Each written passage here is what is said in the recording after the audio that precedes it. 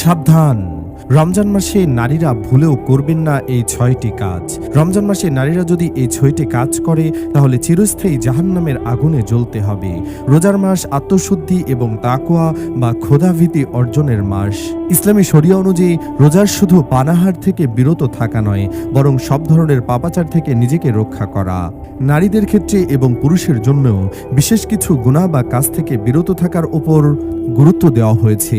প্রিয় দর্শক, অবশ্যই ভিডিওটি সম্পূর্ণ দেখবেন এবং শেয়ার করে সকল মুসলমানদেরকে এই ৬টি কাজ থেকে বিরত থাকতে সহযোগিতা করুন।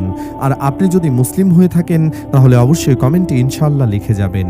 তো চলুন ভিডিওটি শুরু করা যাক। নাম্বার 1, গীবত বা পরনিন্দা করা। এটি রোজার সওয়াব কমিয়ে দেওয়ার অন্যতম প্রধান কারণ। অন্যের অনুপস্থিতিতে তার দোষ আলোচনা করা ইসলামে কঠোরভাবে নিষিদ্ধ। রমজানে আড্ডা বা গল্পগুজব করতে গিয়ে যেন কারো সমালোচনা না হয় সেদিকে বিশেষ খেয়াল রাখতে হবে। অবশ্যই অন্যের গীবত করা থেকে বিরত থাকতে হবে। 2, ঝগড়া বিবাদ ও কটু কথা। রোজা রেখে মেজাজ হারিয়ে ফেলা বা পরিবারের সদস্যদের সাথে যেমন স্বামী, শাশুড়ি বা সন্তানের সাথে চিৎকার চেঁচামেচি করা উচিত নয়। রাসূলুল্লাহ সাল্লাল্লাহু আলাইহি ওয়াসাল্লাম বলেছেন, রোজা রেখে যদি কেউ গালি দেয় বা ঝগড়া করতে আসে তবে যেন বলা হয় আমি রোজাদার। 3, পর্দার বিধান লঙ্ঘন করা। রমজানে ইবাদতের পাশাপাশি পর্দার বিষয়ে সচেতন থাকা জরুরি। বেপর্দা হয়ে বাইরে যাওয়া বা গায়েরে মাহরম যাদের সাথে বিয়ে বৈধ পুরুষদের সামনে অসংযতভাবে চলাফেরা করা গুনাহের কাজ। আজকাল নারীদের দেখা যায় রমজান মাসেও বেপর্দাভাবে চলাফেরা করে, রাস্তাঘাটে বের হয় অশ্লীল পোশাক পরে। অবশ্যই এগুলো থেকে বিরত থাকতে হবে। 4, অপচয় করা। ইফতার বা সেহরিতে অনেক সময় প্রয়োজনের অতিরিক্ত খাবার তৈরি করা হয় যা পরবর্তীতে নষ্ট হয়।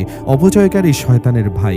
তাই রান্নাবান্না বা কেনাকাটার ক্ষেত্রে মিতব্যয়ী হওয়া জরুরি। কোনোভাবেই কোনো কিছু অপচয় করা যাবে না, এর থেকে বিরত থাকতে হবে। 5, সময়ের অপচয়, যেমন সিরিয়াল বা সোশ্যাল মিডিয়া। রমজান মাসে ইবাদত বাদ দিয়ে ঘন্টার পর ঘন্টা টিভি সিরিয়াল দেখা, অহেতুক সোশ্যাল মিডিয়ায় স্ক্রল করা বা গেম খেলে সময় নষ্ট করা এক ধরনের গুনাহ ও বঞ্চনা। এই মূল্যবান সময়টুকু তাসবিহ পাঠ ও কোরআন তেলাওয়াতে ব্যয় করা উচিত। আপনি যদি কোরআন তেলাওয়াত করতে নাও পারেন তাহলে কোরআন তেলাওয়াত শুনতে পারেন, তাতে সমপরিমাণ নেকি আপনার আমলনামায় লিখে দেওয়া হবে। সুবহানাল্লাহ। 6, নামাজে অলসতা। অনেকে রোজা রাখলেও ঠিকমতো 5 ওয়াক্ত নামাজ পড়েন না। মনে রাখতে হবে, ফরজ নামাজ ত্যাগ করা কবিরা গুনাহ। রোজা রেখে নামাজ পড়া বা কেবল শেষ সময়ে দায়সারাভাবে পড়া মোটেও কাম্য নয়। আজকাল অনেকেই দেখা যায় রোজা রেখে কিন্তু ঠিকমতো 5 ওয়াক্ত নামাজ আদায় করে না। এটা মোটেও করা যাবে না। 5 ওয়াক্ত নামাজ আদায় করতে হবে এবং একই সাথে তারাবির নামাজ আদায় করতে হবে। রাসূলুল্লাহ সাল্লাল্লাহু আলাইহি ওয়াসাল্লাম বলেছেন, যে ব্যক্তি রোজা রেখে মিথ্যা কথা এবং পাপাচার ছাড়ল না তার পানাহার ত্যাগ করায় আল্লাহর কোনো প্রয়োজন নেই। সহিহ বুখারী। তো দর্শক, আজ এ পর্যন্তই। আবার আসবো নতুন কোনো ইসলামিক ভিডিও নিয়ে। শেষ পর্যন্ত সবাই ভালো থাকুন, সুস্থ থাকুন।